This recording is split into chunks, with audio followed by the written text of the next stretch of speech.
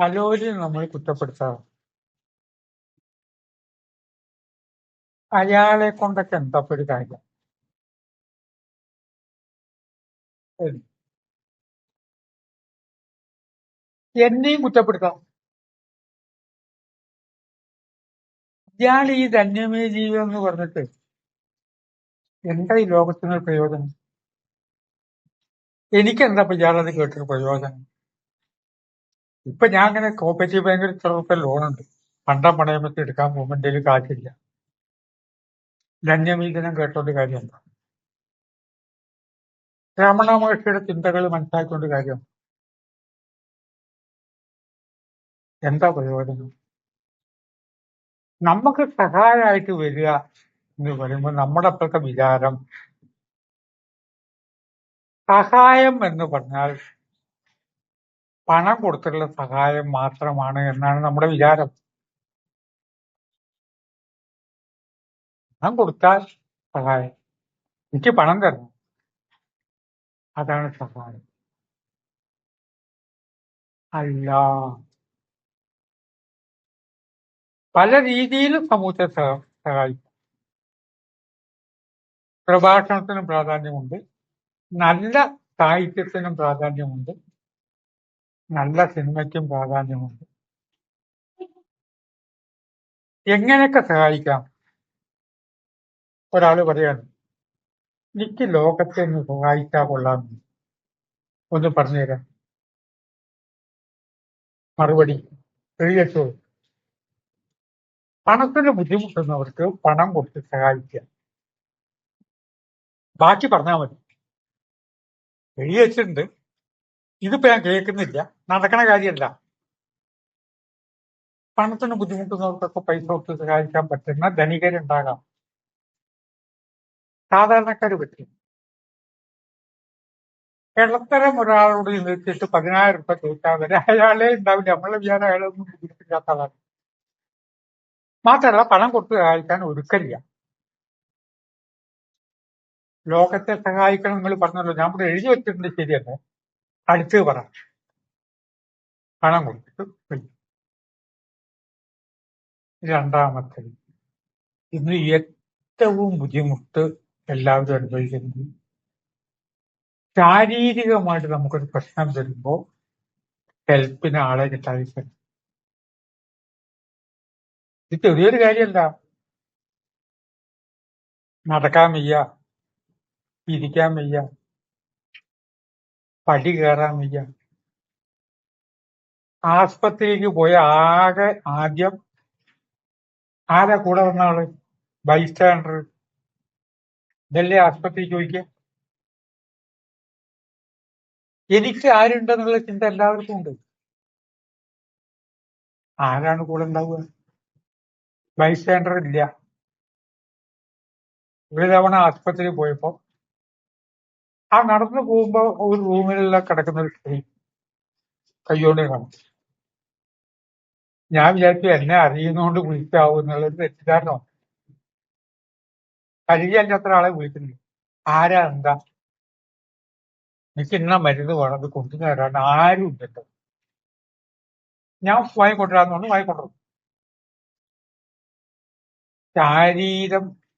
ശരീരം കൊണ്ട് നമുക്ക് ഹെൽപ്പ് ചെയ്യാൻ പറ്റും. ചെറിയ ചെറിയ സഹായങ്ങൾ, ഒന്ന് കൂടെ ചെന്ന് കഞ്ചൊന്ന് പിടിച്ചു, ആ സ്ത്രീ വാഹനത്തിൽ നിന്ന് ഇറങ്ങിയിട്ടുണ്ട്, ആ ബാഗ് തൂക്കി ആ സ്ത്രീക്ക് ഇങ്ങനെ നടക്കാൻ പറ്റില്ല, ഒന്ന് ചെന്നിട്ടായി താങ്ങി പിടിച്ചുകൊണ്ടില്ല.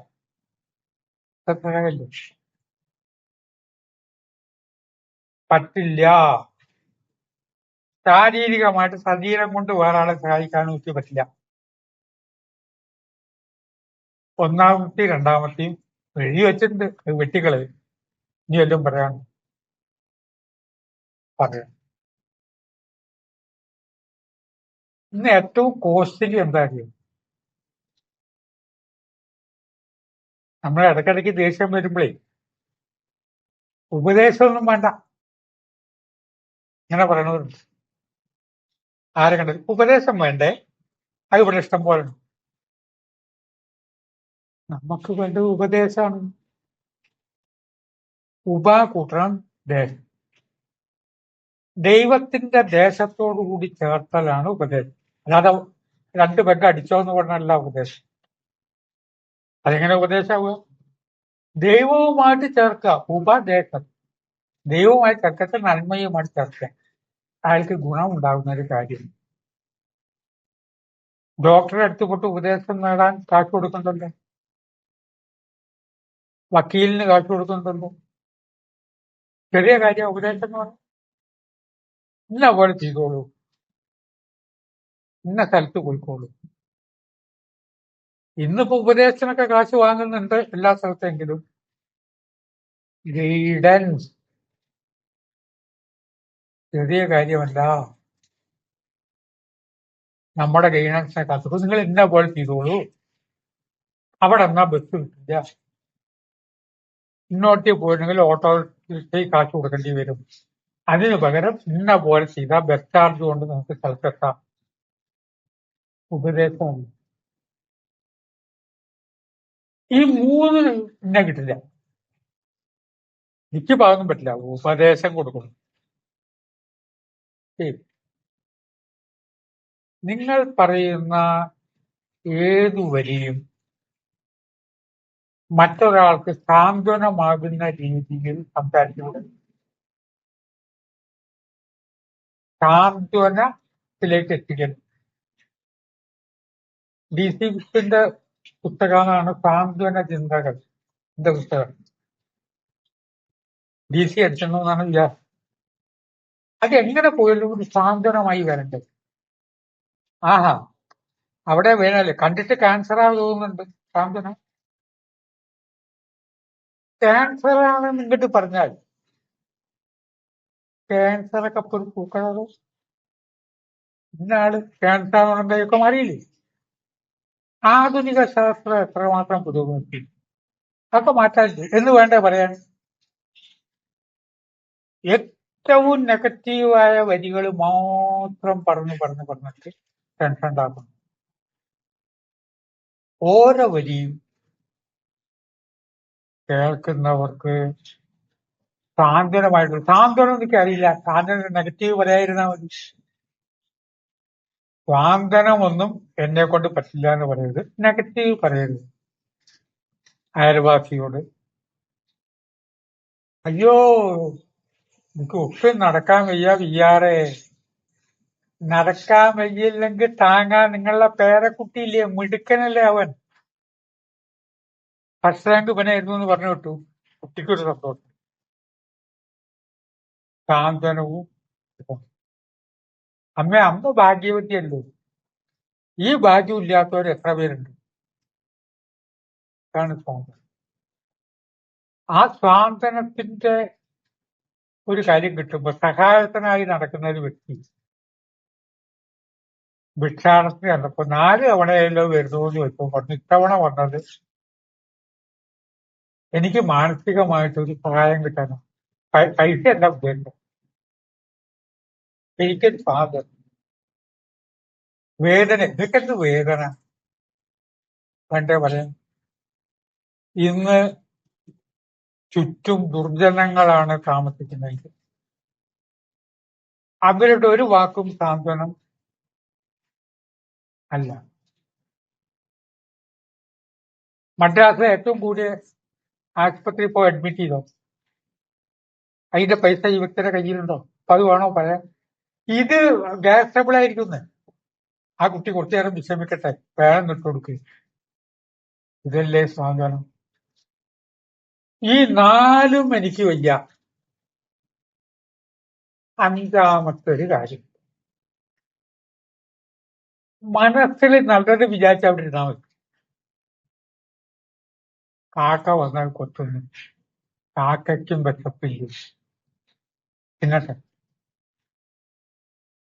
മറ്റേത് നായ വന്നു, നായക്ക് വിശപ്പില്ല. കുട്ടികൾ പരീക്ഷ എഴുതാൻ ഒക്കെ പാസ്സാവട്ടെ, നല്ല രീതിയിലെത്തട്ടെ. നല്ല രോഗം മാറട്ടെ. മനസ്സിൽ നല്ല ചിന്ത കൊണ്ടുവരുമ്പോ ഈ വ്യക്തിക്കും ഗുണമാണ്, ലോകത്തിന് ഗുണം, ഈ വ്യക്തിയും ഗുണം. നല്ലത് ചിന്തിച്ച് ഞാൻ ഒന്നിനെയും ദ്രോഹിക്കില്ല എന്ന് പറഞ്ഞ് ചിന്തിക്കുമ്പോൾ പക്ഷികൾ വന്ന് നമ്മുടെ തോളത്തിരിക്കും. ഇയാളെ പേടിക്കാൻ ചട്ടം. പക്ഷികൾ തോളത്തിൽ, ജീവജാലങ്ങൾ തിരിക്കും. മനസ്സിനെ നന്നാക്കാൻ വയ്യ, പൈസ കൊടുത്തും സഹായിക്കില്ല, ശാരീരികമായിട്ട് സഹായിക്കില്ല. അയാൾക്ക് അറിയുന്ന കാര്യമാണെങ്കിൽ ശരി ഉപദേശ രൂപേണ നല്ലത് പറഞ്ഞു കൊടുക്കില്ല. വാക്കുകൾ സാന്ത്വനമില്ല, മനസ്സും മോശം എന്ന് പറഞ്ഞാൽ അത് മോശമല്ലേ? ഏതൊക്കെ രീതിയിൽ വേണമെങ്കിൽ ലോകത്തെ സ്നേഹിക്കും. നല്ല സാന്ത്വനമുള്ള പ്രഭാഷണങ്ങൾ, ചില പ്രഭാഷണങ്ങൾ ഫാദർ ചെറിയാൻ കുനിയാന്തോടത്ത് ഞാൻ ഏറ്റവും ആദരിക്കുന്ന നല്ലൊരു പ്രഭാഷണം. 25,000 പാട്ട് അദ്ദേഹം എഴുതിയെന്ന് ഇന്നലെ പറഞ്ഞു. അദ്ദേഹം പറഞ്ഞ വാക്കുകൾ വളരെ എന്നെ സ്വാധീനിച്ചു. പല രീതിയിൽ സഹായിക്കാമെന്ന സഹായ ചിന്തയെക്കുറിച്ച് മാത്രം വാക്കുകൾ സംവദിക്കുന്നു.